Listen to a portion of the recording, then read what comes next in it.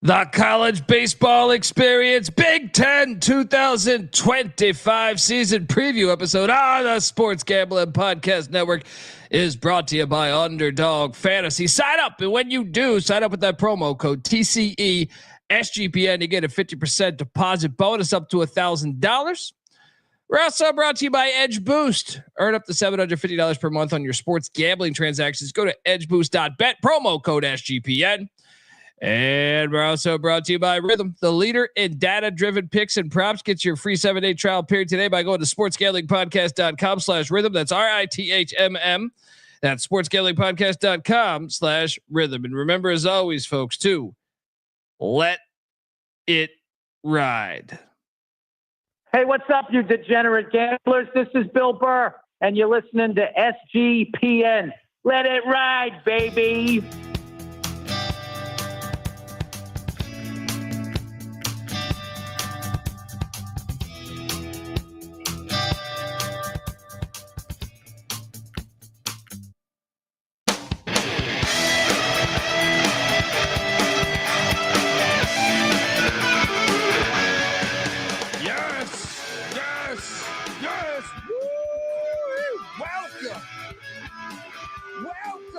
College Baseball Experience Big Ten season preview.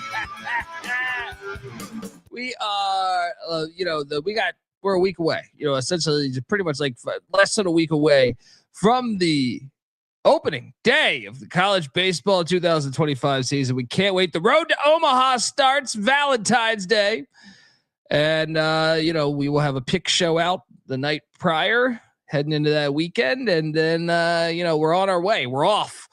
So subscribe to the College Baseball Experience, and also Omaha predictions, national championship predictions, futures, Golden Spikes on Wednesday. Tomorrow, specific team previews.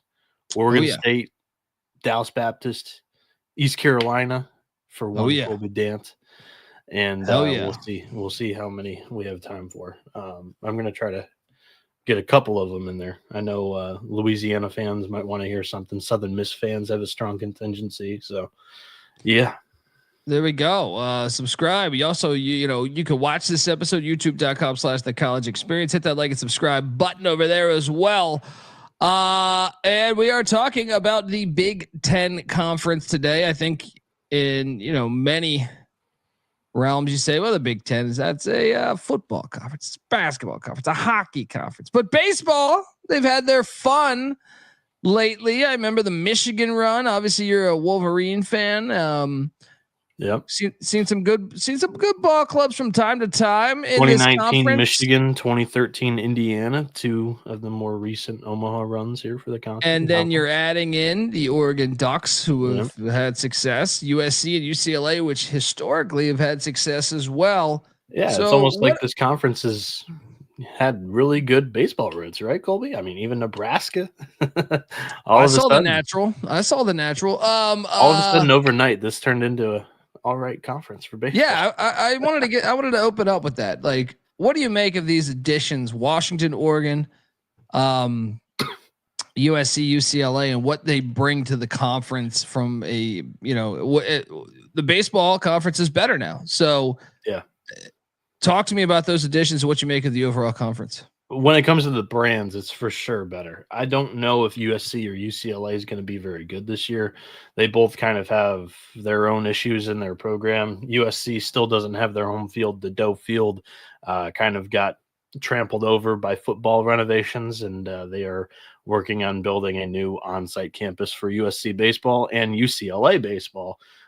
They had Jackie Robinson Field, which was, of course, I believe, on public LA land.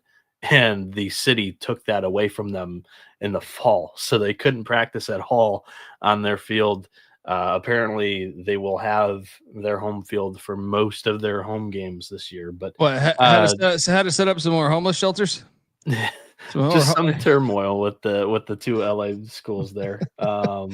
Washington, I don't think they're going to be very good. We'll get to them in their circumstance, which is unfortunate for their program. They'll be last. We're going in alphabetical order previewing all these guys, but Oregon men, they're going to be good this year. I feel like they're preseason top 15. Pretty much everybody that's ranking teams has them inside there, and I think the Ducks are worthy of that. So yeah, I'm excited for this conference this year. Yeah, let's go. Obviously, we go alphabetically. If you haven't checked out, go check out all of our other previews too. SEC, ACC, Big 12. They're all out there to listen to get you in the mood for the season, which once again starts in a few days here. The Illini are up first. Dan Hartley, 19th season at the helm. 567 wins. Guys just getting it done over there. They were 35-21 a year ago, 18-6, and won the regular season last year. Yeah, won the regular season Big Ten.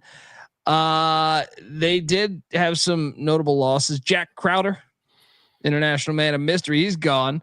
Cooper Omens, Joe Glassy, Jake, may the Schwartz be with you. Oh man, you didn't tell me. And may the Schwartz be with you. What a world, what a world.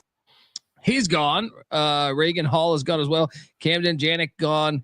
Cal Haja gone, as well as Brody Harding and Ryan Mormon. Those are some hits, but like every other school these days, the transfer portal is a thing. First off, they return a lot of the hitting pieces. You know, Jacob Schroeder, Drake Westcott, Kyle Schupman. But they go out and they had a D2 transfer. I mean, I guess Schupman was a Cincinnati transfer, didn't play last year, but they went out and brought Jack Zebig in from Maryville D2 school. Nick Groves coming in from the Purple Eagles of Niagara. Will Johans from Madison Junior College. Honest, but okay, that might make more sense. I'm a fucking moron. I have no idea. And then shortstop Greg LaChance from Jefferson coming in, JUCO transfer. Also Tyler Schmidt, a D3 transfer from La Crosse, Wisconsin. How about Ryan Daly, no relation to Carson, coming in from NAIA's St. Francis, Illinois. Mitch Dye coming in from Lincoln Land Community College. Bieniek, can they do it again? Like, say, by the way, hell of the nickname for Lincoln Land. I believe their nickname's the Loggers. Do like that nickname. Yeah, let's go. That's an old toy there that you might be familiar with, the Lincoln Logs. But I mean, albeit they lost a couple of big names, like you talked about. Coach Hartleb retooled this offense, like you mentioned, and they should be one of the better units in the league once again. Drake Westcott, Vitas Valencius, Colton Quagliano, and last but definitely not least, Jacob Schroeder, their catcher here, who had they all had double-digit homers a season ago. And on the mound, though, is where I think the real concerns lie. The Illini lose a handful of important arms that got them to that regional last year and Big Ten regular season title. Their expected Friday night starter is Tyler Schmidt, a D3 UW lacrosse transfer. So I've heard good things about Schmidt, but granted, everything I read on most of the guys is relatively positive, and a D3 transfer incoming being the Friday night guy doesn't really bode well to me. Transparently reading through the leaves here, or the tea leaves, that the depth of the staff could be an issue and really limit Illinois' ceiling this year. But the offense is really going to hit once again because of those returning pieces. And I think the whole Illini have a really good floor, but not sure what we're going to be able to see both defensively and on the mound for the Illini this season. Yeah. So you think they could repeat maybe? No. Okay. I was going to say, like, what do you think the maximum best case scenario? You think they get 30 wins? 30 wins? I don't know what we should put them at for wins. Specifically in conference, I would say like 12 12 would be a ceiling. Okay. I would So probably a 6-game difference from a season ago. I'd probably say 6th in the conference is as high as I'd go for Illinois. I really like my top 5 in this Big Ten this year. All right. Well, let's talk about the Indiana Hoosiers. You mentioned them a few years back with the magical run. Jeff Mercer's in year 7, 175 and 125-1. They were 33-26-1 a season ago. 15-9 in the Big Ten. This is a team that was very active in the portal, and a lot of that had to do with who they lost. Brock Tibbetts gone, Nick Mitchell gone, Carter Matheson gone, and then pitchers Connor Foley, Ty Bothwell, Braden Riesdorf, Luke Sinnard, and Jacob Vogel all gone. But they're very active, and they did bring back some guys on the lineup from a year ago. But they brought in some freshmen that they're super excited about: Jake Hanley and Cooper Malmazan. Then they went out and get Corbin Dickerson from Louisville, Tyler DiMartino from the Musketeers of Xavier, and then the pitching staff. How about just loading up EKU? Gavin Siebold from the Colonels comes in, Cole Gilly from the Sycamores of Indiana State, Will Eldridge from Indiana Wesleyan, and Pete Haas from the Skyhawks of Stonehill. Bieniek, is this a team you're optimistic on coming into the season here? Yeah, I think this is one of your better squads. They are redoing pretty much the entire pitching staff. They lose 4 of their top 5 most used arms from last season: Connor Foley, Ty Bothwell, Braden Riesdorf, Luke Sinnard. Sinnard last year didn't pitch, but the year before he was their ace. And then Jacob Vogel was the 4th one that I was talking about there. So it really is just a totally redone pitching staff here, but offensively, Indiana should be fine. They returned 6 starters from last year's regional team. It was the highest scoring group in the Big Ten. Devin Taylor and Tyler Cerny headline this offensive lineup here. Taylor has a speed and power and hit tool combo that is drawing big time first round buzz, top of the first round for what it's worth. And for the first time in the Hoosiers program, they could have a first round draft pick since Kyle Schwarber. And as I mentioned at the top of the show, 2013 College World Series season. So maybe they got some magic in them. The big question, like I mentioned for IU, is on the bump this year. Ryan Kraft returns, and he's probably going to have a huge role this year. Last year, he was a reliever, only had 26 innings pitched. He might be a weekend starter here. And they're relying on 2 up transfers in Gavin Siebold, like you mentioned, from EKU, who only struck out 58 and 71. Opponents hit 255 against him at the lower level. So I'm interested to kind of see if that is able to translate more of a pitchability arm there. And then Cole Gilly, in-state little brother over at the Sycamores there. He only threw 32.2 innings with 36 strikeouts there. His peripheral is a little bit better for Indiana State's competition they've played in the Missouri Valley, but still some concerns. Kraft, the reliever there, he was the Northwoods Pitcher of the Year this summer. So there is some hope for a breakout season. And if that happens, Jeff Mercer, his offenses are always potent, and IU will be in the conference title race this year. Exciting times. I mean, if they could just get basketball together, the other sports are thriving there in Bloomington. That's gonna be fun to watch. Let's talk about these Iowa Hawkeyes. Just 31-23 a year ago, 14-10 in the Big Ten. Rick Heller, he's in year 12, got over 1,000 wins. He says, "Don't ever underestimate us." And they did lose Brody Becht out of the pitching staff. Same with Marcus Morgan and Jackie Young.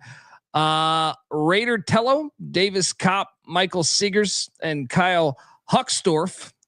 Some other losses, batting losses and fielding losses there. They brought in a slew of transfers as well. I mean, I feel like all these teams, if you're not a service academy, just loading up.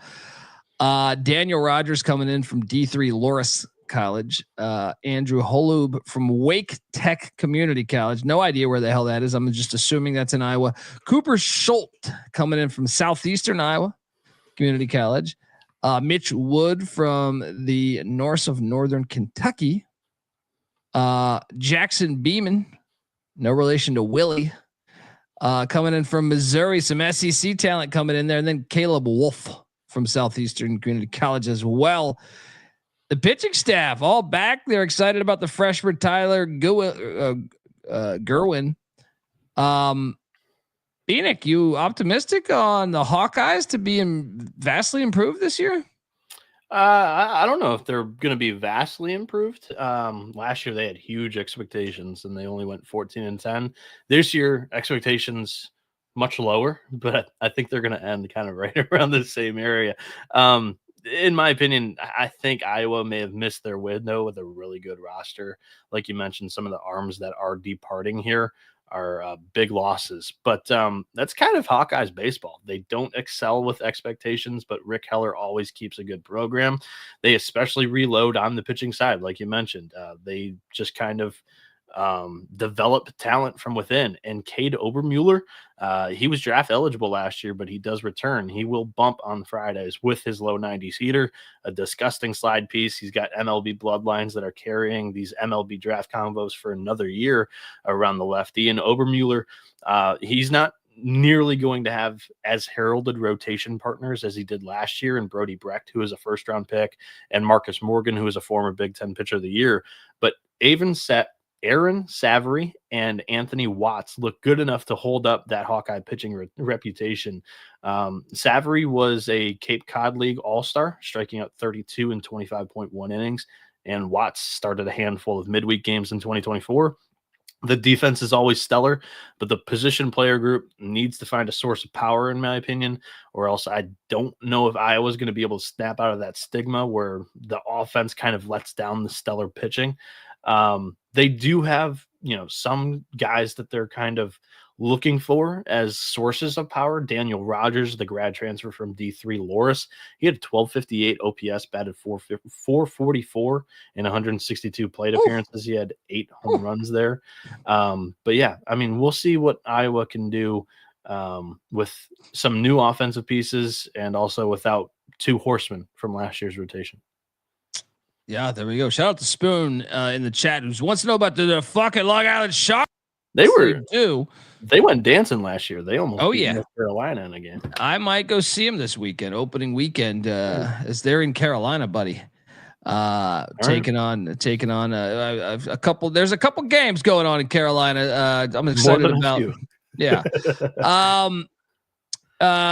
Folks, before we get to the next team, want to tell you the college baseball experience is part of the Sports Gambling Podcast Network.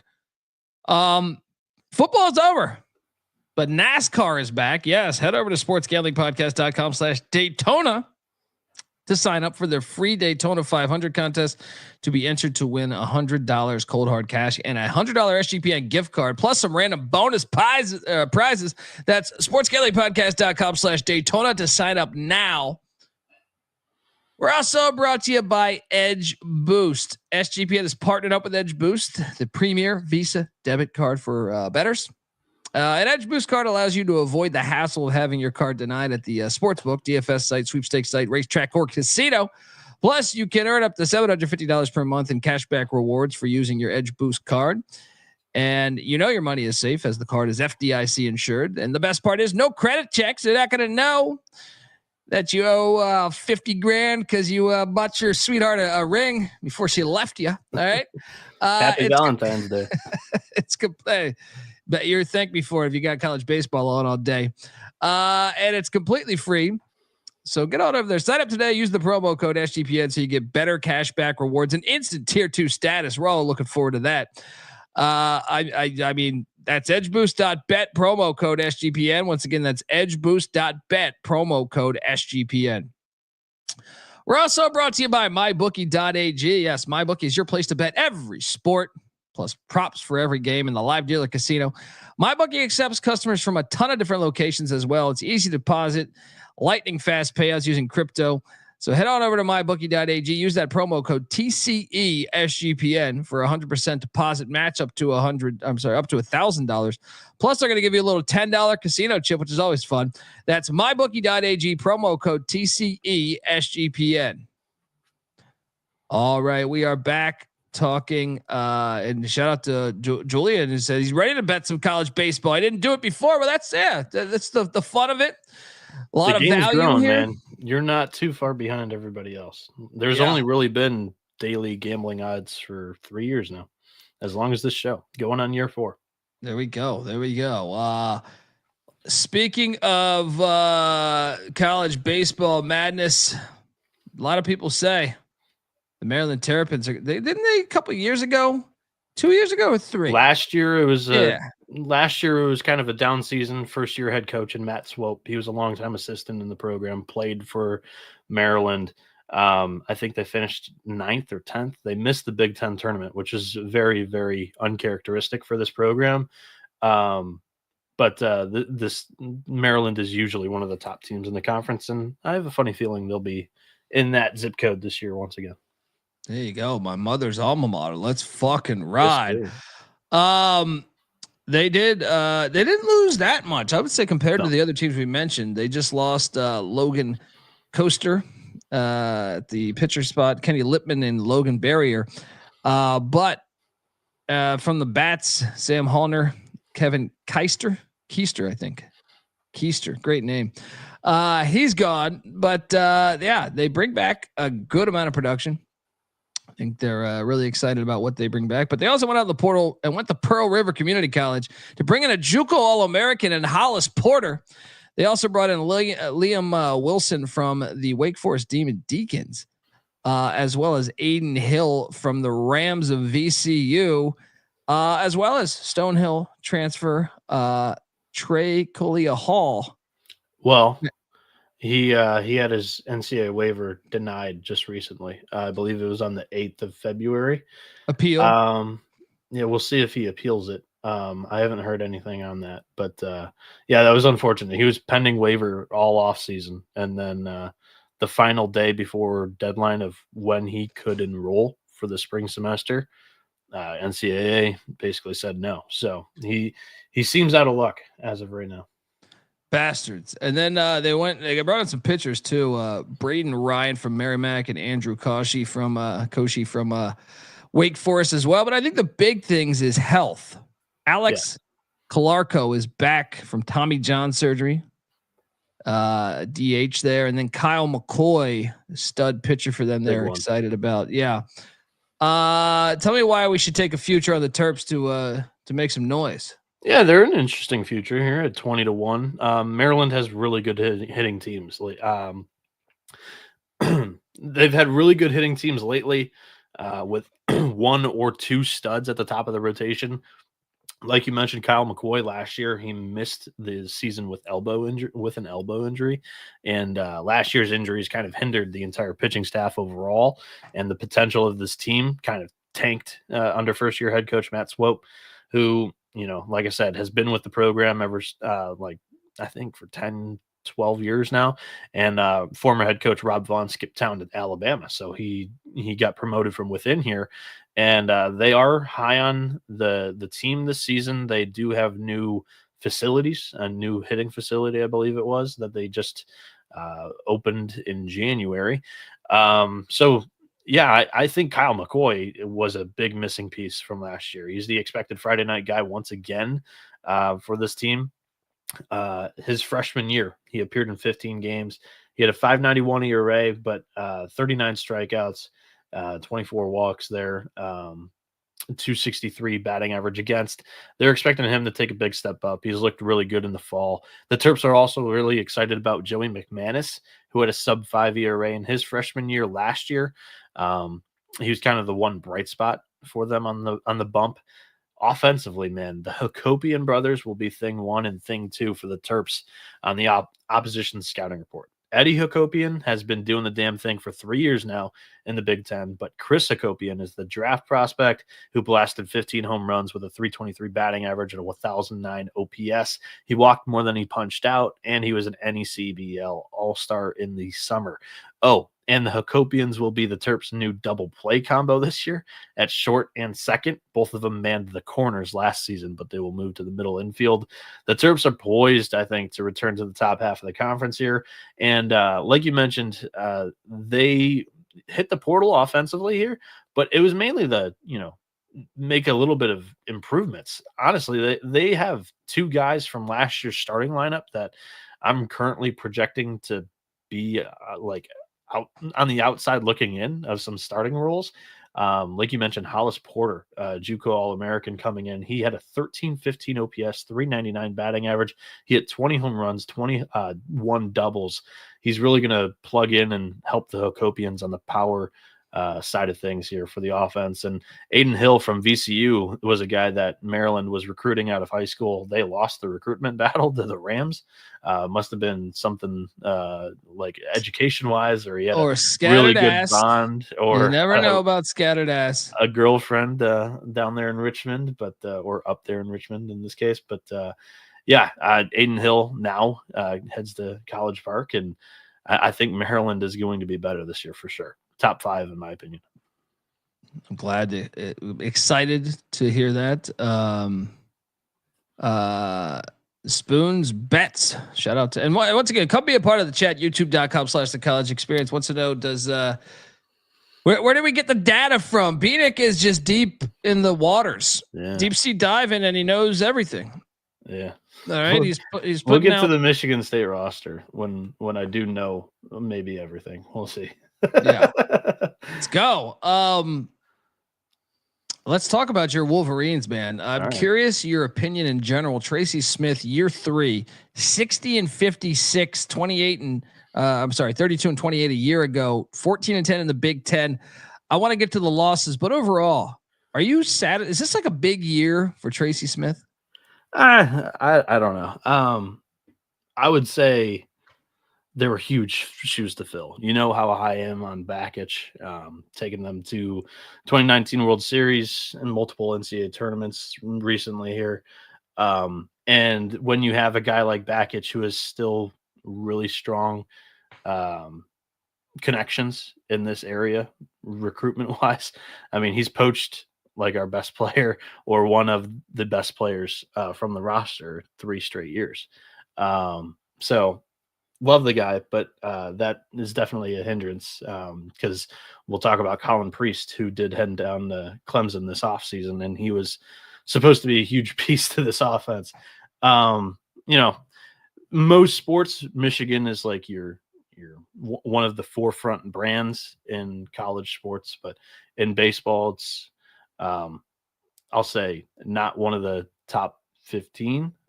We do have, I think, the 4th most victories in college baseball programs in history, but recently just the South dominates the North. And I mean, Tracy Smith using his West Coast connections, formerly the Arizona State head coach. I mean, this roster is littered with West Coast transfers. We'll see how they do offensively. I think this team might be a little limited. There's some hope on the pitching staff side of things, but as long as they hover right around 500, I'm honestly not calling for Tracy Smith's job. He was the head coach of that 2013 Indiana team, the most recent current head coach in the Big Ten to go to Omaha. So I think you got to be satisfied at least that you're not in the bottom half of the conference right now. And I'm excited for another year. Well, I mean, there's a lot of yellow on the sheet that I'm looking at, and that is, well, they lost a bunch. First off, Colin Priest, as you alluded to, Stephen Rustage. Rustage. Mac Timbrook, Kyle Dernedy. Yeah. Okay. Jacob Denner, Chase Allen, and Ricky Kidd all gone. Now I see something that's truly disgusting on here. He's all right too. It just stands out. It leaves a bad taste. He's from the backyard though. He crossed state lines first. I don't know what he was doing the first time, but he's back home. You disloyal fool ass bitch made punk. What I'm referring to is Gavin DeVault. Okay, well, he doesn't deserve for me to say his name correctly because the fuck is that? He transfers in from Ohio State. Do we not have rules anymore in our society? Do we not have rules? You can go anywhere besides Michigan, and you go to Michigan. He's a Walled Lake Northern guy. I don't give a shit if he was born at midfield at the big house. All right. Come on. You can't do this.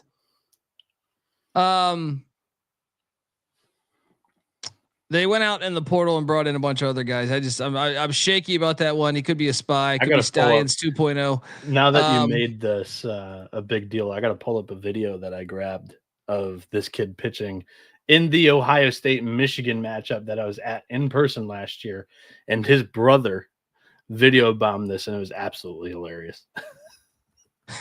So, in a second, you can keep going. Okay, yeah. Well, they I mean, the portal has been insane on this roster specifically, bringing in DeVault from Ohio State, but Cade Connolly from USC, which is now a conference foe. David Lally Jr. from the Irish of Notre Dame. Those are all pitchers. Then the bats. I mean, good Lord. Matt Spear, the catcher coming in from San Jose State. Jeter Ybarra from the Huskies of Washington, conference foe. Benny Casillas, it might be, I think it is, from LMU, Loyola Marymount. Shout out to them. Colby Turner from the Aztecs of San Diego State. AJ Rosh from the Bobcats of Ohio. Don't forget the NJIT transfer, America East Freshman of the Year, Cade Lodhoff. And then Robbie Hamchuk from San Jose State. And then another thing is you're getting healthier. Keegan O'Hearn, Noah Miller, Jonathan Kim were all dinged up last year. So the team is getting a lot healthier. Your thoughts? I know you're a homer, so you got them winning it all, but what do you think of the team this year? Before I get to the team, I want to show you this video. This is absolutely hilarious. You're going to love the brother. All right. So here we go.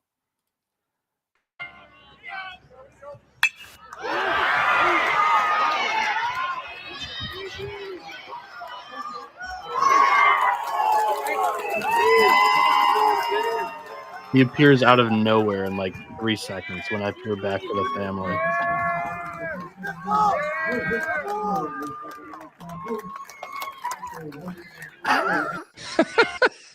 Damn. Yeah. I mean, he's repping the OSU. That's what I'm saying. Got a lot of. I mean, the brother's got an Ohio State jersey and a Michigan jersey now. I mean, the entire family. This is why I worry about the youth. I worry about the youth because they're going across enemy lines too often. Julian is checking out the futures right there. We'll have a show on Wednesday talking. Yeah. Check out that show. But shout out to Tucker Johnson as well. Love you guys. Handicap and the personality with it. Appreciate you, Tucker. Make sure you check out the college basketball experience as well as obviously, that show goes on every single day as the road to Spoon's Bets also talking about he's glad to see Mississippi Valley State ranked 302nd out of 305 baseball teams. Maryland Eastern Shore's in the same boat. Last year they went winless. So yeah. So you're Wolverines, man. I mean, you've kind of gone humble on them. I would say you've been a little humble regarding them. Yeah. Would you be shocked if they won the Big Ten? Yeah, I would be. Okay. I think the offense could be better than I am currently expecting it. And also Dylan Vigil, who is our ace, is very polarizing. I'll get to that in a second, but Michigan loses both pieces of one of the nation's best double play combos last year, and Kyle Dernetti, who was my favorite player on the last year's team. He was just an absolute ball player, like eye black stickers, like not the eye black that gets painted all over your face, just the stickers, high socks, just a real ball player look. And then Mac Timbrook over at second base. Both of them were excellent defensively and steady hitters at the bottom of the order. Mitch Voigt is the superstar of this team, the catalyst of the offense. He tallied 14 homers, 20 doubles with a 945 OPS all throughout elbow soreness during the back half of the year because he's a two-way guy. He was also pitching at the beginning of the season. He had off-season surgery on the arm and is not planning on pitching this season. Otherwise, he would have been probably our best starter this season. Jonathan Kim is also the ideal table setter with some sneaky pop. But that's kind of it of the proven production on the offensive side. Colby Turner comes in from San Diego State. Really excited about what he could do, but he only had 140 plate appearances last year, but he batted 361, 1,000 OPS. He's kind of a utility guy. He could end up playing in the infield if Mitch Voigt's not playing second base, but he also could play some outfield here. The outfield is kind of a logjam with him, Jonathan Kim, like I mentioned, AJ Roush, the Ohio transfer, who's a grad senior, Kay Ladoff, the America East Freshman of the Year, like you mentioned, and then Robbie Hamchick from San Jose State. All of them were solid at their levels. We'll see how they do transferring up into the Big Ten here. The pitching's not too strong in the conference, but still, I think it's a step up in competition. Cole Caruso is another senior that does come back from a season ago. Hopefully he takes a step forward, but personally, I'm not too high on Dylan Vigneault. He came in last year as a hotshot freshman that just kind of had too much weight of expectations placed on his shoulders.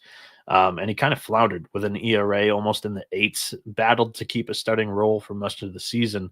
Kurt Barr, on the other hand, was a grinder. He was there when the team needed him a lot last season. He's not going to blow anybody away, but he's just a strike thrower. And then, like you mentioned, Gavin DeVault and Grant Bradley, new freshman that a lot of people are excited about. D1 Baseball had him as the Big Ten Freshman of the Year.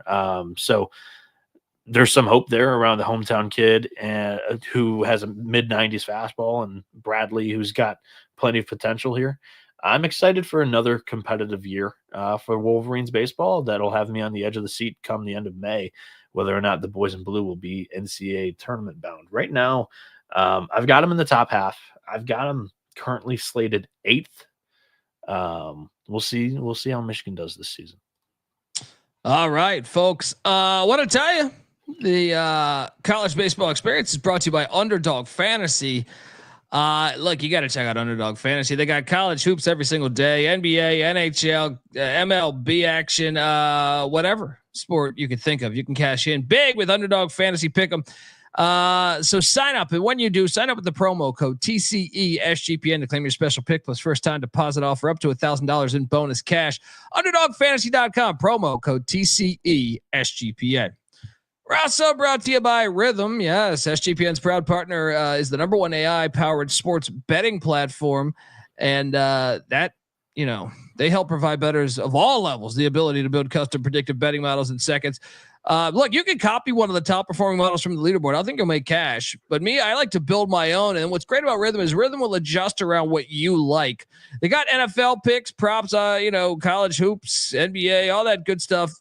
Rhythm has it all. Claim your free 7-day trial period today by going to sportsgamblingpodcast.com/rhythm. That's RITHMM. That's sportsgamblingpodcast.com/rhythm. All right, we are back, and we must. I was one of the games. See if I can.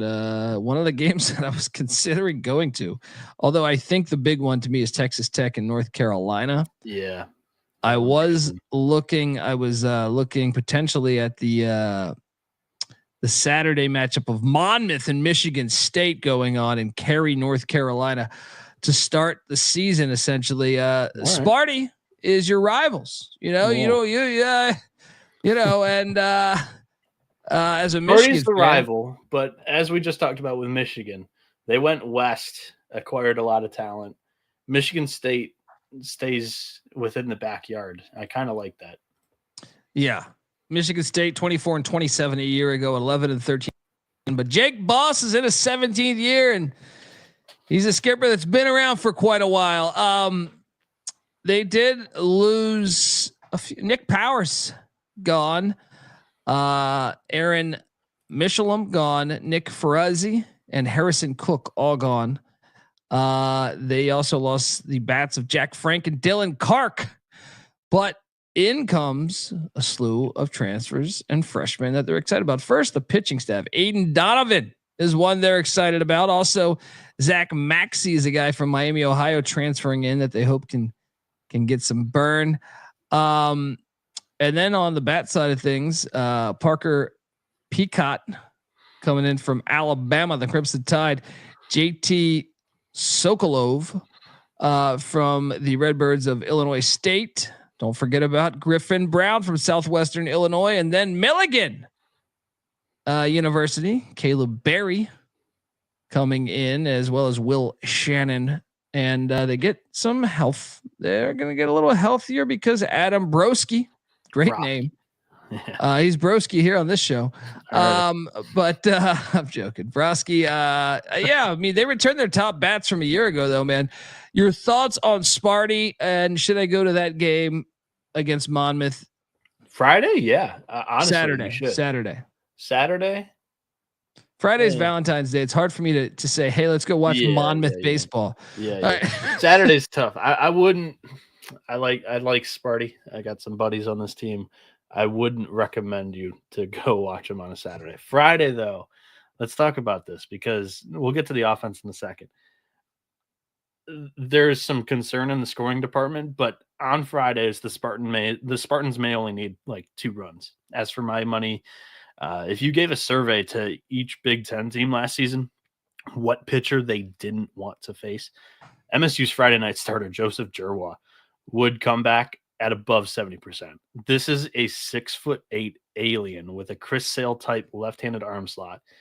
He punched out 91 with only 27 walks during his sophomore campaign last year.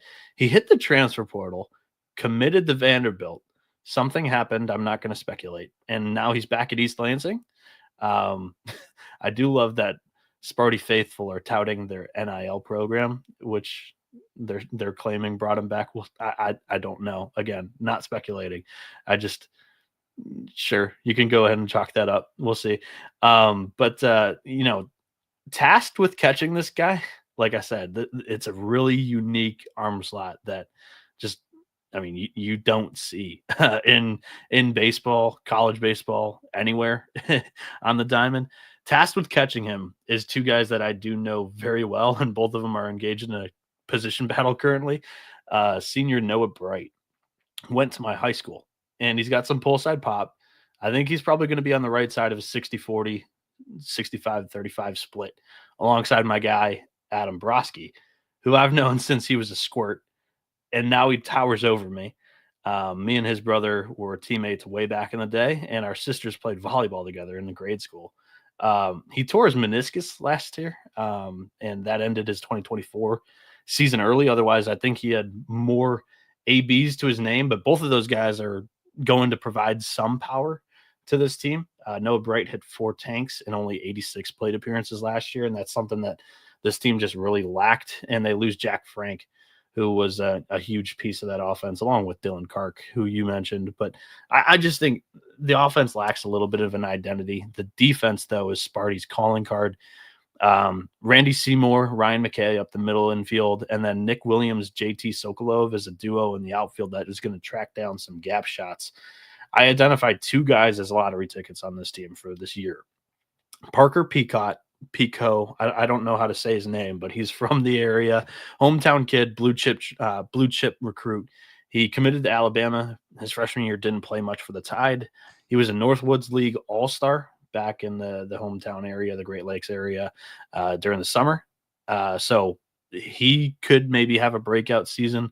And then Aiden Donovan, I don't know what his role could be for this upcoming year. Again, like I know some guys on the team, but I don't talk to them to get any scoop or whatever. But Aiden Donovan's a guy out of Orchard Lake St. Mary's powerhouse program in southeastern Michigan. He was dominant with an ERA sub-1 in his final 2 years on the high school diamond. So there's some experience depth on the mound here too. Nolan Higgins, Ryan Shapaniak, Noah Matheny, Logan Picker, Tommy Shapansky, and Zach Maxey, the Miami, Ohio transfer there.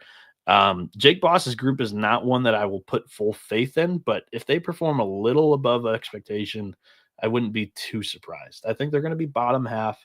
I've got them 11th right now, but I can see some room for improvement, and also wouldn't be surprised if they're kind of hovering right around 500 like they did last year.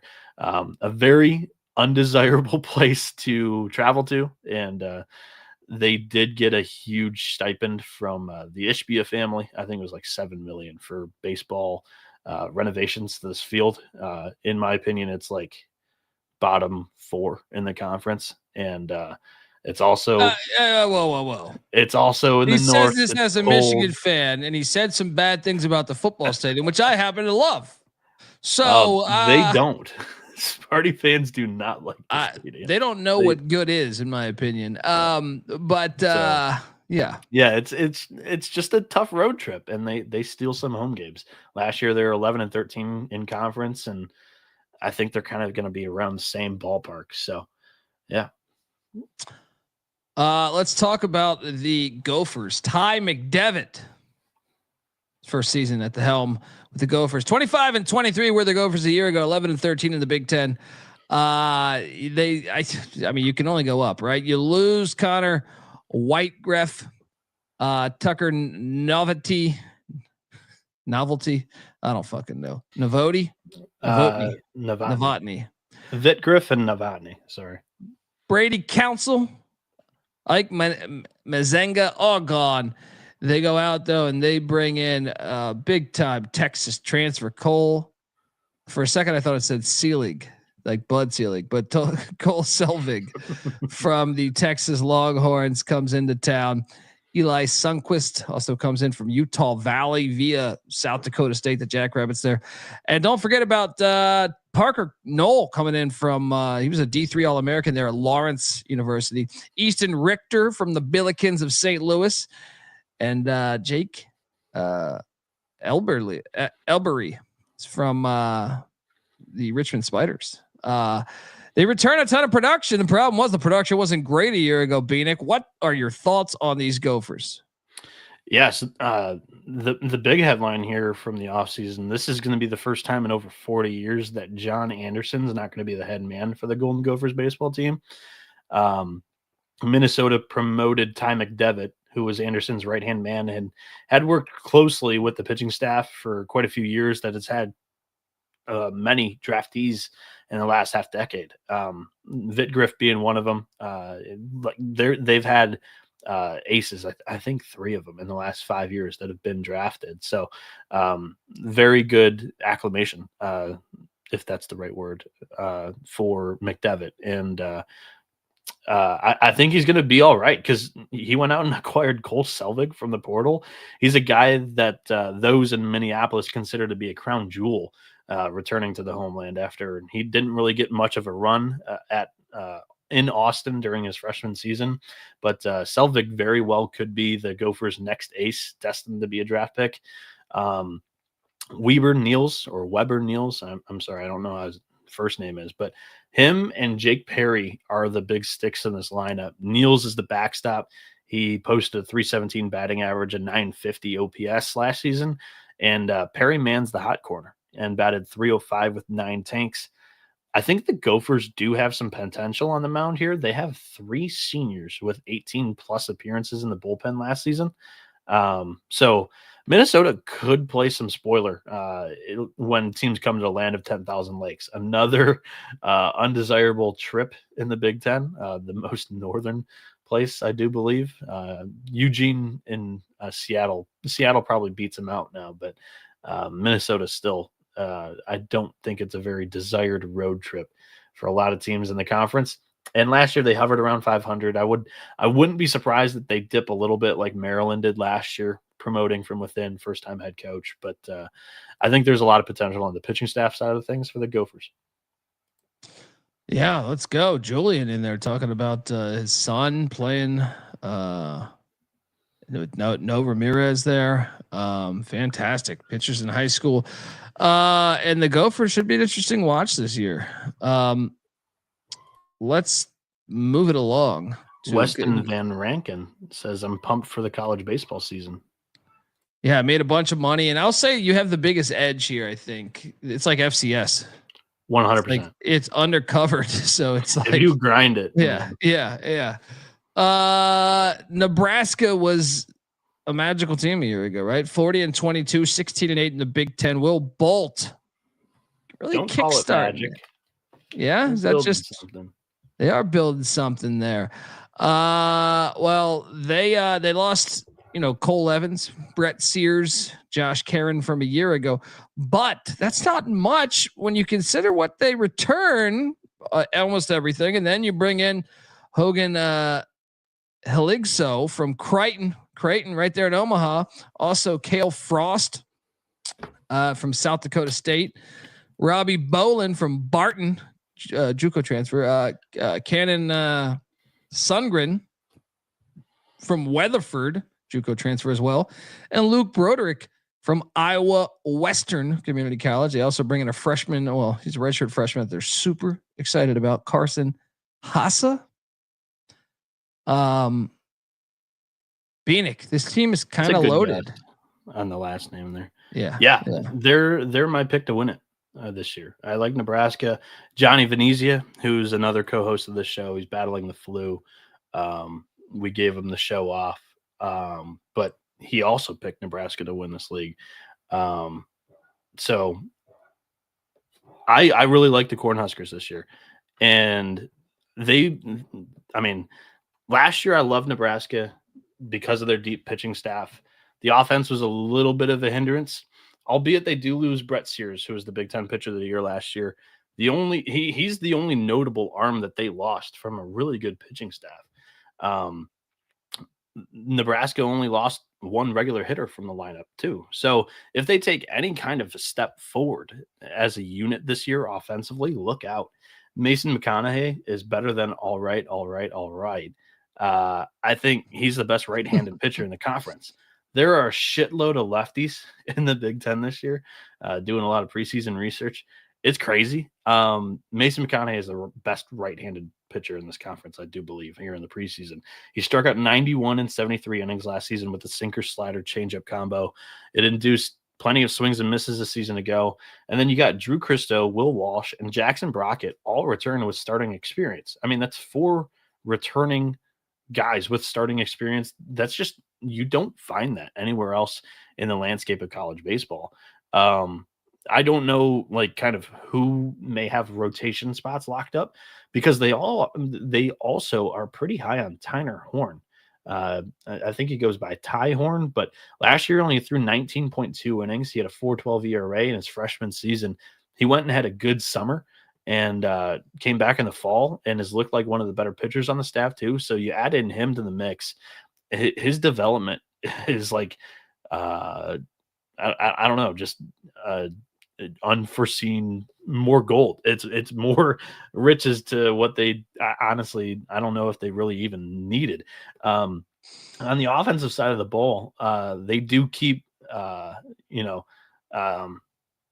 they do keep a lot of the pieces. Like I said, they returned 8 regular hitters from last year's lineup, and they lacked a little bit of power. So they went out and got Summit League Player of the Year, Cale Frost. And he had an 1176 OPS, 343 batting average. He hit 21 home runs, 16 doubles.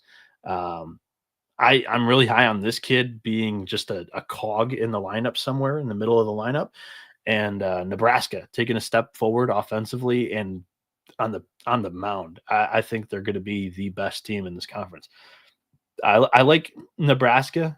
We'll talk about Oregon in a second. That's the team that everybody seems to, rightfully, they love here in the preseason. But I think the travel sneakily is going to bite Oregon, USC, UCLA, Washington.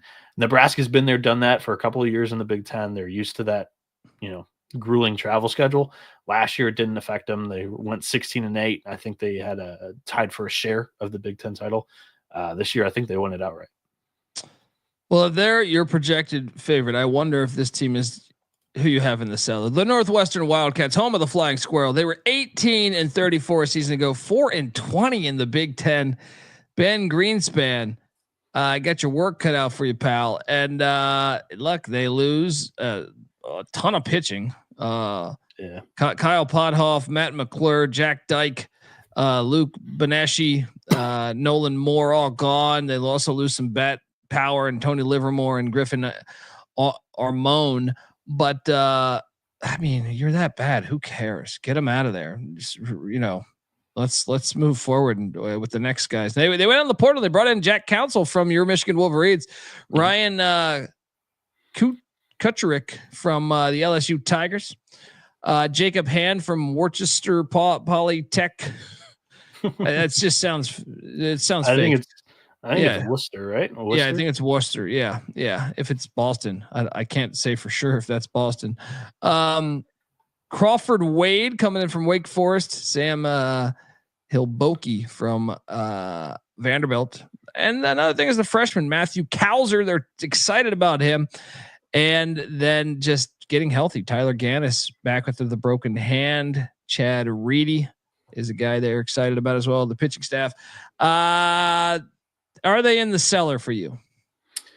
They're not last, but they are down there. Ben Greenspan, a longtime assistant of Michigan head coach Tracy Smith, while at Indiana and Arizona State. He skipped town from Ann Arbor after 2023, one season with the Wolverines for one of the tougher jobs in the Big Ten, in my opinion. But he is a really good recruiter, and his reputation on the trail really reigned true as he was able to corral Crawford Wade from Wake Forest, their pitching lab. It's, world renowned. Sam Leboki from Vanderbilt, their pitching factory. Even before the pitching lab of Wake Forest, Vanderbilt was the creme de la creme. You also get Jack Counsell, the son of Craig Counsell, the Chicago Cubs manager. So he's right there in the Windy City. He comes in from Michigan. And then you mentioned Ryan Kasharek, expected to be the starting shortstop here. He's an LSU transfer. So that's 4 guys from power programs, 3 of them very, very notable programs there. There is some talent here. Offensively, I think they lack the position group. I think lacks that 1 or 2 true premier talents that you can say these guys are going to be studs. They'll keep them afloat offensively in power conference college baseball play. But the pitching side of things, I think there's some potential here. We talked about Wade and Leboki. Those are big pieces here. Leboki is a soft tossing with southpaw. He's going to pitch in some form or fashion on the staff, but Crawford Wade has a potential to be the guy for Northwestern. Another, kind of lefty. This is like the return trade from the Sean Sullivan a couple of years ago from Northwestern to Wake Forest. Wake Forest sends back another southpaw to Northwestern in return. And I think he might work out pretty well for the Wildcats here. Owen Mickelfatrick and Jackson Freeman are kind of the 1-2 power punch for this team offensively. Both of them hit 11 home runs last year. So you're kind of hoping on those big time transfers to come through and help you kind of mold what's the core of this team, and then you kind of have all of the glue guys surrounding them. But they really need a couple of guys to emerge and be leaders of this team, is my prognostication on Northwestern this year. All right, well, let's talk about the team you hate more than most. Ohio State, the Buckeyes, 29-26 a year ago, 12-12 in the Big Ten for Justin Hare. They lose a ton of production off that team. Yeah, well, Bill Mosiello, the head coach, he took off to TCU. So just a mass exodus of talent here from Ohio State. What a shame. Yeah. Sorry. Yeah.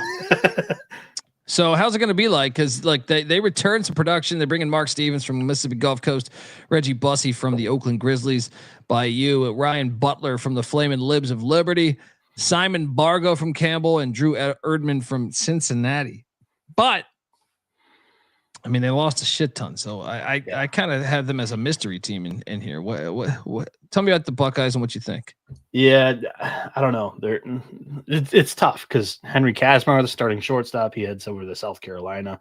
Landon Beilshees might be the number 2 for Arkansas this year. I was lucky enough to catch him live last year. He was very good. Zach Brown also transferred out. Gavin DeVault jumps to Michigan.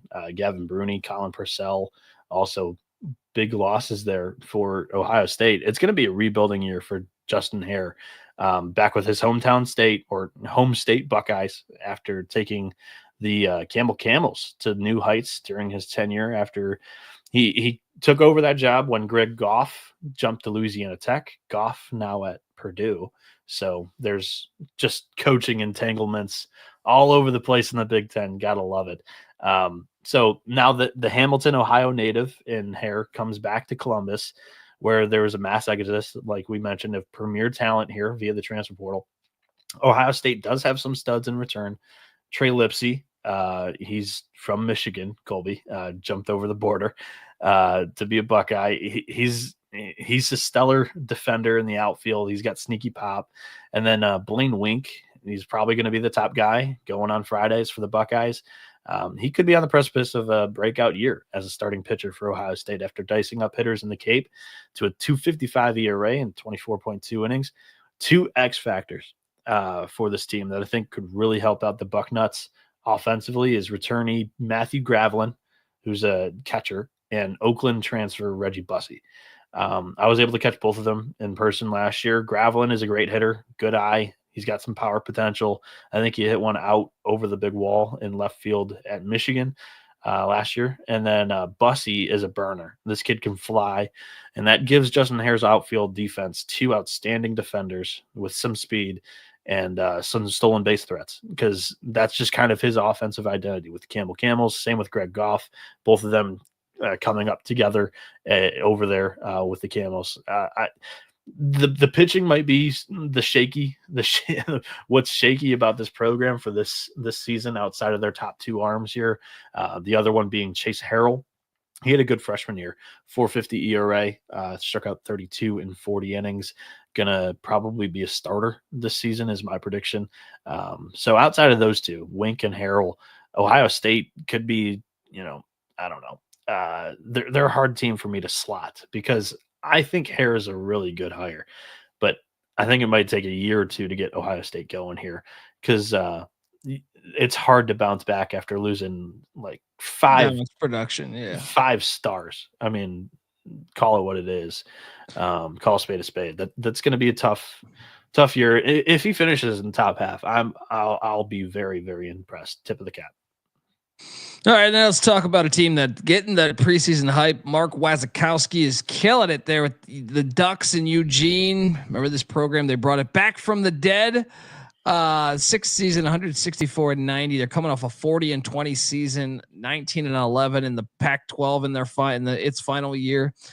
And they return just a bunch of that talent. Now the pitching staff got a little hit. RJ Gordon, Kevin Sider, Logan Mercado, Matthew Grabman, and Bradley Mullen gone. But Bryce Botcher and Bennett Thompson are some other losses they had. Botcher was center fielder and middle linebacker.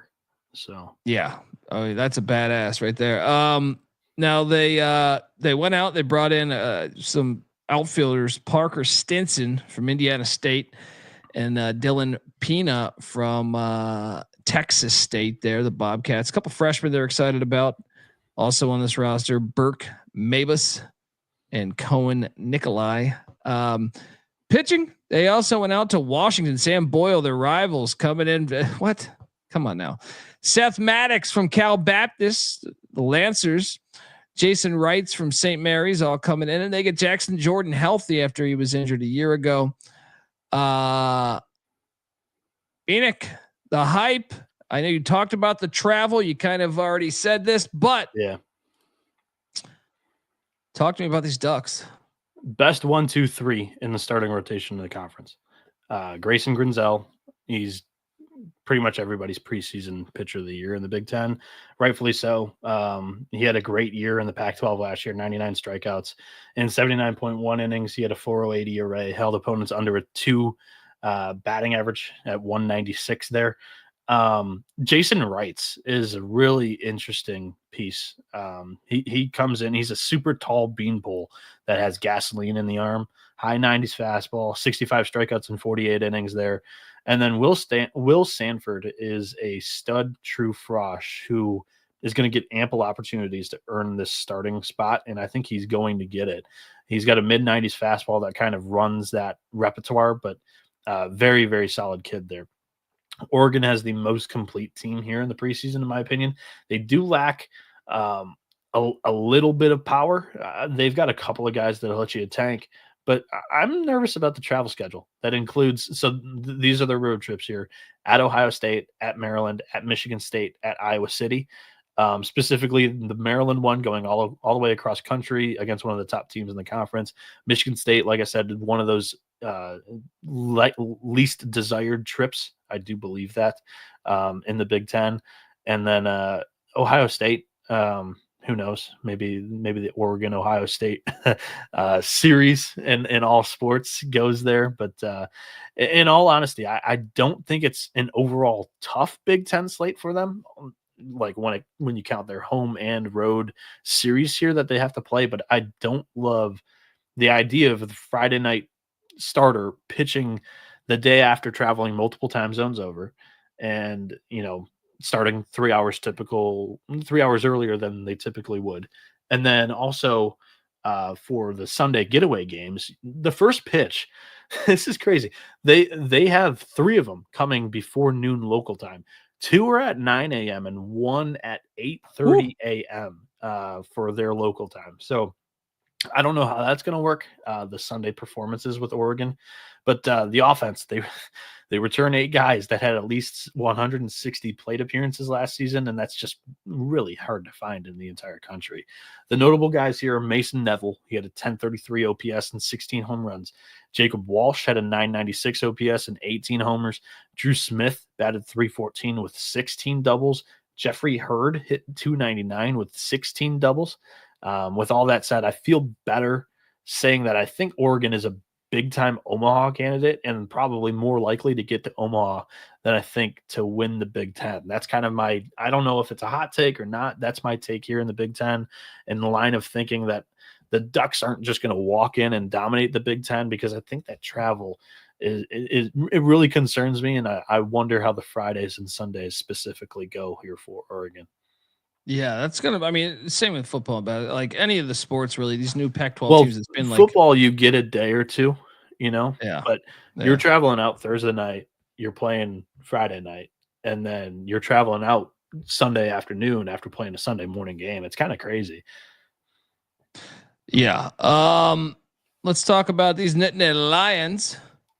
Mike Gambino.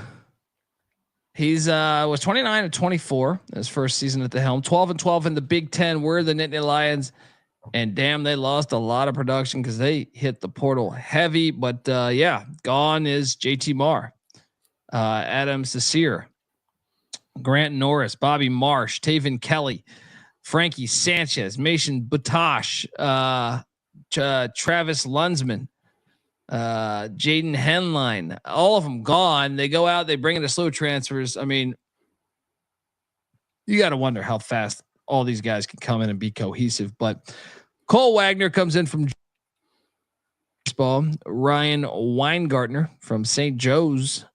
Paxton Kling comes in from LSU. Jesse Jakonski from Hotfoot. Brother Joe, who's a senior on the team this year. There we go. Jack Porter from John A. Logan College. Joey DiMucci from Monmouth. Ryan DeSanto from St. Joe's as well. Rating the Hawks, are we? How about Skip Shinowski from Wake Forest coming into town? Logan Olson from Iowa Wesleyan. Diamond Alosi from Orange Coast College. And don't forget, they got Cole Mercado healthy after he was at Boston College a couple years ago. Bieniek, the Nittany Lions, a lot of moving pieces. Can they make it all work? I think they can. I talked about at the beginning of the show that I really like my top 5. This team I do have creeping in into the top 5. I have them 5th. I think they could be the dark horse to win a title here. I really like the rotation for Penn State here. Mike Gambino and the Nittany Lions were rolling at the end of last year. Penn State snuck into the Big Ten tournament as the 8th seed and then did big time damage, almost winning the automatic bid. Gambino was the former Boston College head coach. He had the Eagles competing for a host. They didn't get it. They were sent down to Alabama. I forget what they did that 2023 regional, but Penn State, they kind of needed the repair the weekend rotation here. and they did so through the portal. Ryan DeSanto is the expected Friday arm after doing really well in the Cape Cod League this summer. He pitched to a 3.72 ERA at St. Joe's last season, and then you got Ben Shinosky has untapped talent after not really getting many opportunities at Wake Forest. Logan Olson, Diamond Loosely are two guys that I have tabbed as possible starters if Mason Horvat doesn't earn a job here. They've got some depth on the mound. And then Bryce Molinaro is going to be the straw that stirs that drink on the offense after a 329 batting average last season, 969 OPS in 2024. Joe Jakonski also returns to the offense. He took a step forward over the summer, becoming an NECBL All-Star. The X factor here is the tantalizing tools of Paxton Kling, the LSU transfer. He was a 5-tool recruit from the State College area. Didn't quite work out at LSU offensively, but he's going to be a Gold Glove outfielder. He'll be in that conversation nationally and for sure in the conference. If Kling doesn't hit well, you got a nice floor with the defense that, a lot of gap shots, a lot of doubles are going to end up getting caught. And that's going to help out a really good pitching staff, in my opinion, for Penn State. So, I'm high on Mike Gambino and what the potential here is for Penn State. They have a sneaky good baseball fan base. It's on the rise. They've got a new facility over there. There is some excitement around this program. I think they're heading in the right direction. And the chat is talking our Friday's lines out yet. I don't know. I don't think so. I checked earlier, unless it came out while we were doing the show, but they'll be out. Remember, Thursday night pick show here on The College Experience, youtube.com/The College Experience. Subscribe wherever your podcasts are as well. You follow myself at NoahB77_ or at _ Johnny VTV, and one of us will freak out when we see game lines pop up for college baseball here. Yeah. Purdue, the Boilermakers, boiler up. Greg Goff. Look, 33-24 a year ago, 13-11 in the Big Ten. Once again, man, I feel like a lot of these rosters they lost a ton. They're just Jordan Morales is gone. Gaffney's gone. Bolton's gone. Connor Keskinet's gone. Joe Stevens gone. Cooper Kornblum is gone. Luke Wagner, Davis Pratt, Jonathan Blackwell, Kyle Iwinski. They go out. They hit the portal heavy. First, they got Breck Nowick healthy. That's big.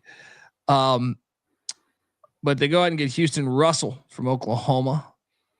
Albert Choi from NJIT, Brandon Rogers from Arizona, CJ Richmond from the boys in Kalamazoo, the Western Michigan Broncos, Avery Moore from Southeast Community College there in Nebraska, Brandon Anderson from Louisville, Eli Anderson from Northern Iowa Community College there, Baron Sawyer from Northeast Texas, McLean Finley from Kansas City Community College, Lance Lave from Southeastern Louisiana, and Nick Colsey from Heartland, JUCO transfer. Call me, it's like pissing in the wind when you get this many transfers coming in. I have no idea if this team's going to be good. Bieniek, what do you make of them? I like that term for this team. Because I talked about Goff earlier. He was at Campbell with Justin Hare, and they both prefer to cause some havoc on the base paths and do some damage at the plate. Shortstop Camden Gaster swiped 17 bags while posting a 325 average last season, and the Aussie Keenan Spence drilled 13 home runs in a season that he didn't really even earn the starting job until halfway through it. I'm very high on Spence being a good power hitter in the Big Ten, and Logan Sutter is going to do his part at setting the table and doing some damage in his own right after hitting 324 with a 1071 OPS. Outside of that, it's kind of really unproven for the Boilermakers on the offensive side of the ball and the pitching mound. There are some questions on the staff, but one that I think is going to be figured out pretty quickly here is I don't know if he's going to be the opening day starter, but I'm putting all of my chips in on Baron Sawyer, a JUCO transfer out of Northeast Texas, being the starting pitcher, like the Friday night ace for this team. It's a wicked look that hindered the opposition last year at the JUCO level to just a 153 batting average against. I'm intrigued to see him perform at the D1 level. McLean Finley, also, he dealt for Kansas City, Kansas last season at the JUCO level as well. And Avery Cook was a really, really good piece out of the bullpen last year, through 38.2 innings to a 5.12 ERA, 38 strikeouts. He's also a weird arm slot guy. I couldn't really find many lefties. I think that might be a hole for this pitching staff, as they might not be able to match up well. Easton Story was the one that I circled, might get some innings. He only threw 4 during his freshman year last year, 11.25 ERA. He walked 5 in those 4 innings.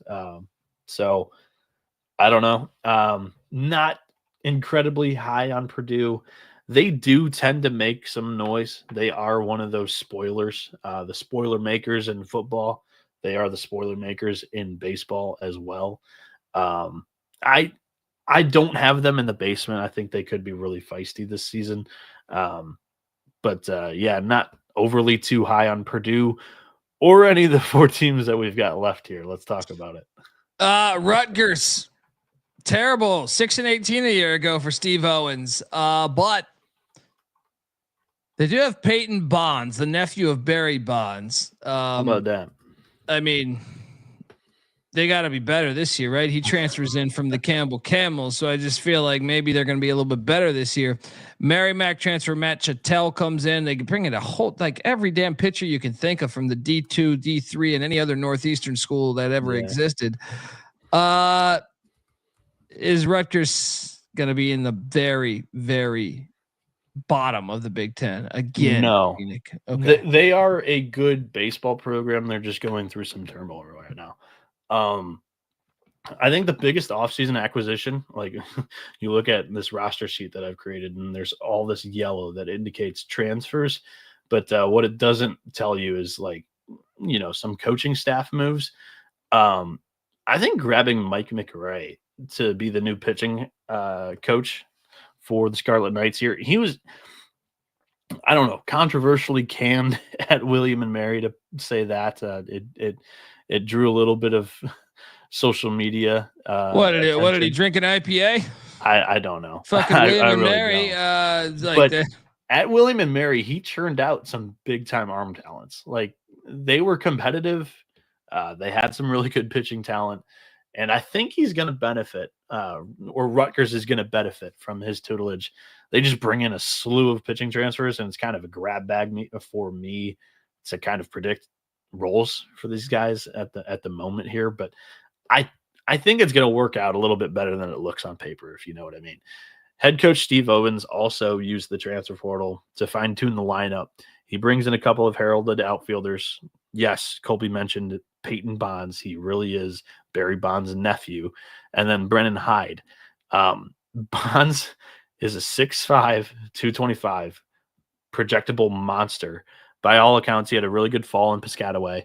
And then Hyde was a D3 All-American at Nichols College. Last season, he posted a 401 batting average and 1184 OPS with a whopping 38-9 walk-to-strikeout ratio. He only struck out 9 times, walked 38. That's pretty much unheard of. Really good eye at the plate. The Scarlet Knights will also rely on those guys to kind of blend in with the returners tied to set after a tremendous freshman season last year, and then RJ Johnson, who was a steady presence last year. This is a bottom half team on paper. I don't think they quite have the ceiling to compete in the Big Ten. I've currently got them 13th. We're going to do our preseason projections and power rankings at the end here. I've kind of leaked a couple of them as we go, but I'll keep you on the edge for the rest. Yeah, and I'm very curious to these next ones because they're all these new schools. John Savage, 21st season at UCLA. They lose their stadium. They're entering a conference. They have the stadium. They lost it for the fall. I don't know what the hell is going on over there.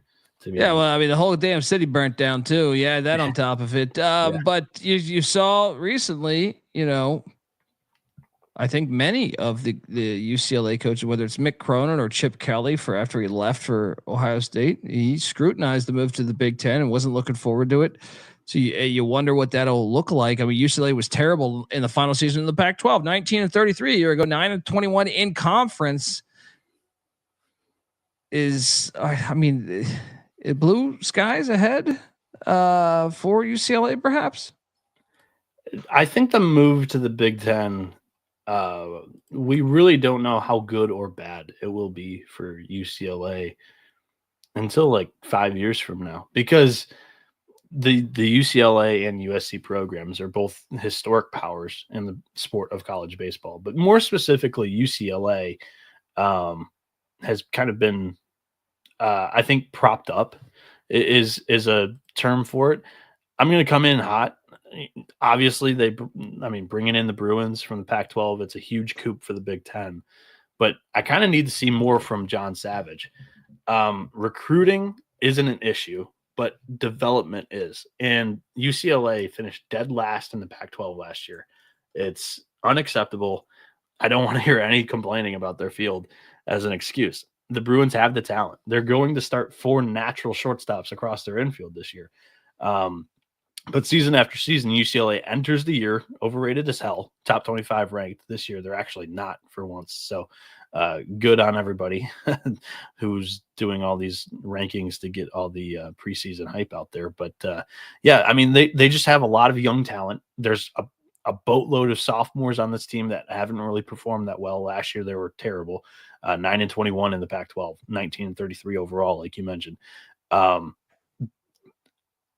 Season after season, UCLA enters overrated, and I've been burned by it once or twice. I've been out kind of ever since. Only 1 super regional appearance and 4 bottom half conference finishes in the Pac-12 in the last 8 seasons. If I'm a UCLA fan, I'm pissed, man. The pitching staff was terrible last year. In their defense, they had a few injuries, and they did lose Gage Jump and Thatcher Hurd to LSU in back-to-back seasons. But still, I don't think it's good enough in Westwood. Cody Del Vecchio and Finn McElroy are healthy again, expected to be in the starting rotation for UCLA, alongside Ian May, a left-handed transfer from Cal, who I'm really high on. I think the starting rotation could be all right. It just lacks proven production everywhere, all across this team. As a unit offensively, they lack power. Rock Chalosky, Roman Martin, Mulavai Levu, all kind of need to carry the torch in that department while also limiting the strikeouts, which was a huge issue for Levu last year.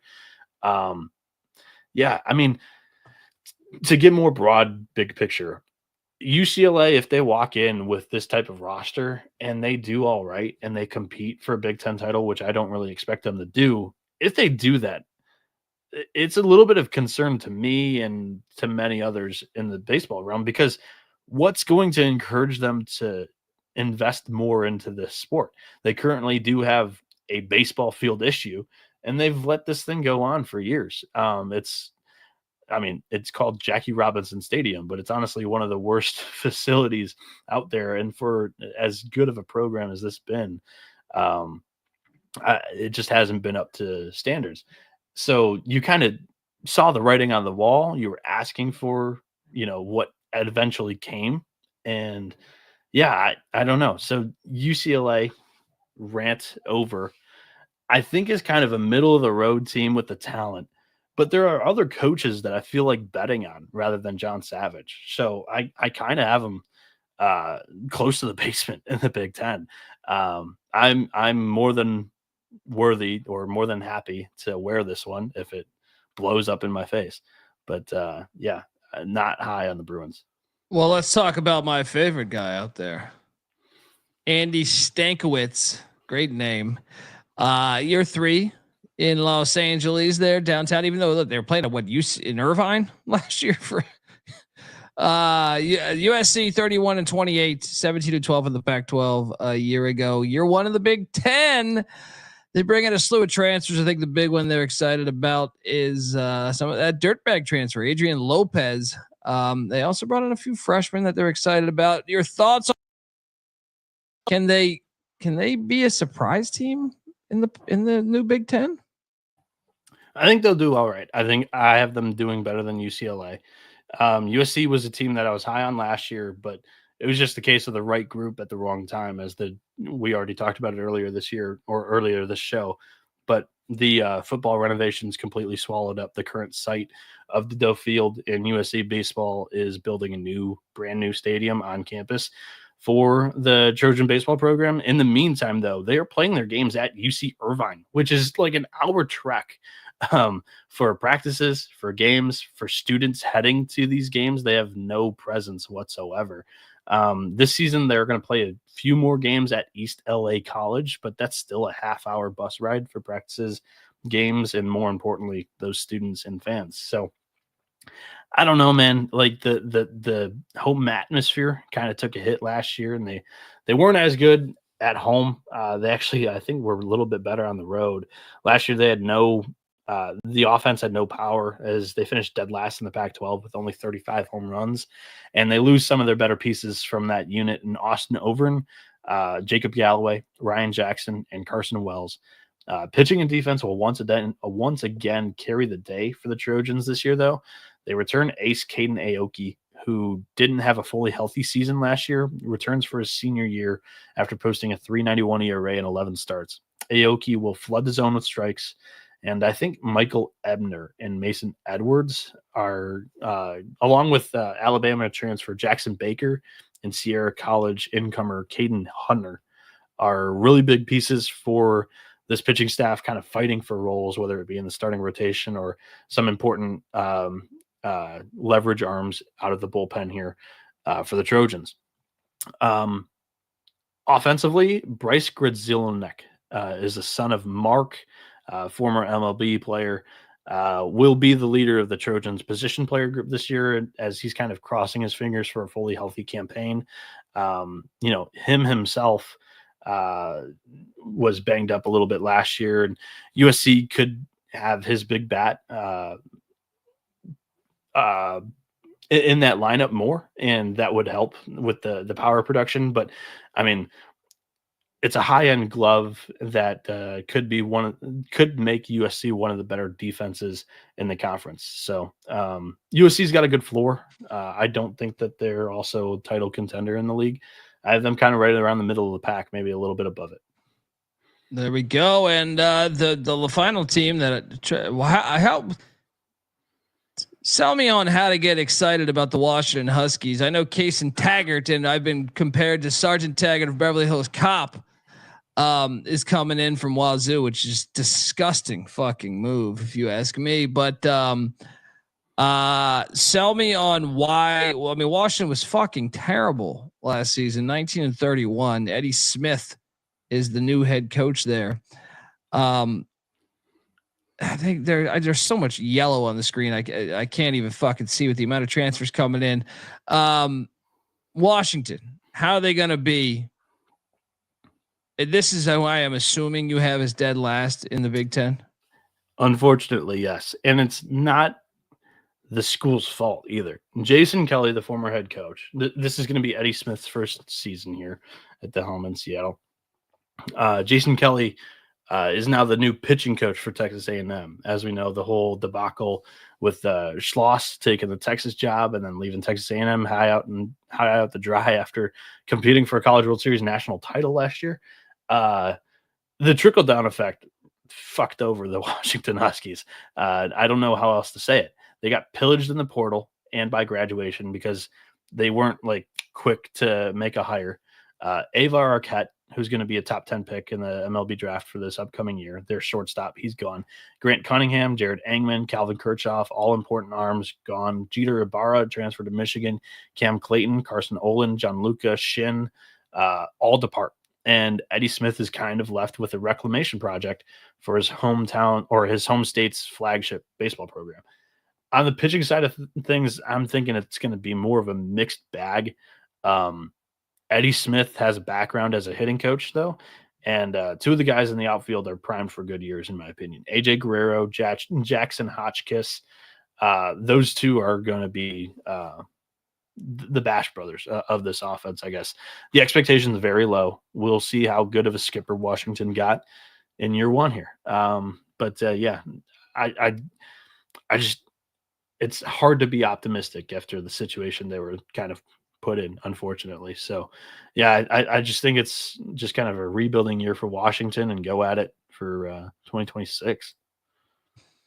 There we go. Well, look, there is no Wisconsin. They don't have a team. So somebody in there's the chat that. was talking about how high they were on Wisconsin. We've got some There we trolls in the go. chat Great today. club team. Yeah, great club team. And yeah, let's get through these projections here. I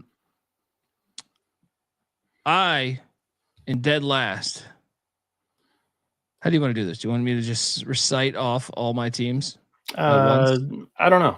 Whatever. We've ripped them in other shows, but so 17th. We can go one by one if you want. I don't care. No, let's just rip it. 17th for me was the Washington Huskies. 16th Northwestern. 15th UCLA. 14th Rutgers. 13th Minnesota. 12th USC. 11th Ohio State. 10th Michigan State. 9th Michigan. I gave you that love. Right. 8th Purdue. 7th Penn State. Illini. 5th Maryland. 4th Iowa. 3rd Indiana. 2nd Nebraska. 1st the Oregon Ducks. All right. So I've got, as I finish it up on the sheet here, Washington 17th, Northwestern 16th, Minnesota 15th, UCLA 14th, Rutgers 13th, Purdue 12th, Ohio State 11th, Michigan State 10th, Illinois 9th, Michigan 8th, USC 7th, Iowa 6th, Penn State 5th, Indiana 4th, Maryland 3rd, Oregon 2nd, and Nebraska winning the Big Ten this season. There we go. There we go. Shout out to Cody Frazier. Folks, we'll be back in a little bit with the college basketball experience, but make sure you subscribe to the college baseball experience wherever you get your podcast at. We will have more team breakdowns as the week builds up. Golden Spikes Awards, preseason futures for the Natty, and then obviously Thursday night pick show for Friday, Saturday, Sunday. Fuck yeah, the season is here, folks. Give Noah Bieniek a follow on Twitter at NoahB77_. I'm on Twitter at the Colby D. The college baseball experience is on Twitter at TCE on SGPN. Don't forget, you can watch this show, youtube.com/the college experience. So check that out. And yes, our college basketball show goes a little later on Mondays than normal. So we'll be live at 2 a.m. Eastern. Check out the college basketball experience nightly show. My shout out Dallas Baptist this year. Maybe we'll get a chance to talk a little DBU. I like that team. I like that play. Let's go. Plus, what do you say? 80-1 to win the Natty. So, folks, till next time though, this is the college baseball experience. You better start thinking about yours. And we out of here. Run and shoot. We can get it, run and shoot.